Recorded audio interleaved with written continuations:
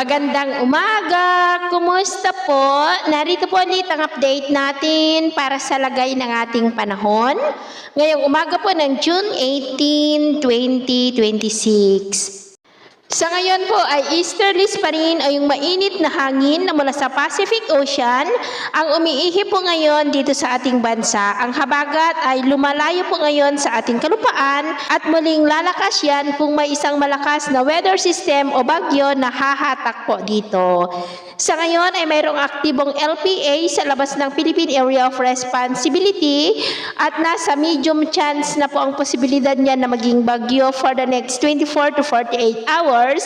At kung titingnan naman po natin dito sa wind map forecast ay hindi po ito banta sa ating bansa. At maliban sa LPA na minomonitor ngayon ay posible na may isa pa na sama ng panahon na mabubuo dyan sa silangan muli ng ating bansa sa huling linggo ng buwan na ito.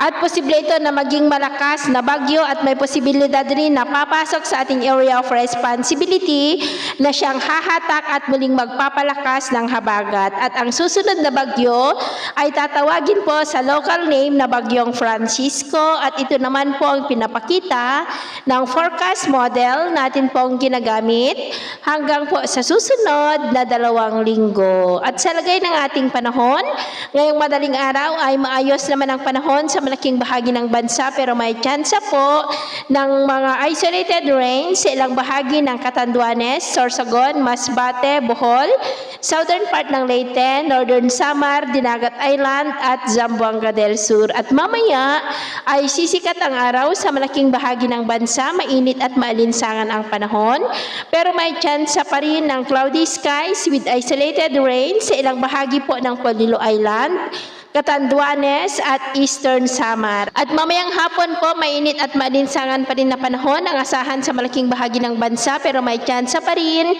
ng maulap na kalangitan with isolated rain sa ilang bahagi ng Bicol, Cavite, La Union, Mindoro, Panay Island, Bacolod, Northern Samar, Tagbilaran, Tacloban, Holosulu, Basilan, Zamboanga, Northern Mindanao, Sorsogon at Davao. Kaya mag-ingat po tayo lalo na sa panganib po na dulot pa rin ng mainit na panahon. At sa atin naman pong mga baybayin, wala naman po tayong nakataas na namang gale warning signals. Pero iba yung pag-iingat lamang po kung papalaot tayo para mas makaiwas sa mga sakunang pangkaragatan. So, yun po ng latest update natin sa araw na ito. At ako po muli si James na nagsasabing sa kahit anong pagsubok po na darating sa ating buhay, wag na wag po tayong mawawalan ng pag-asa. Thank you and God bless!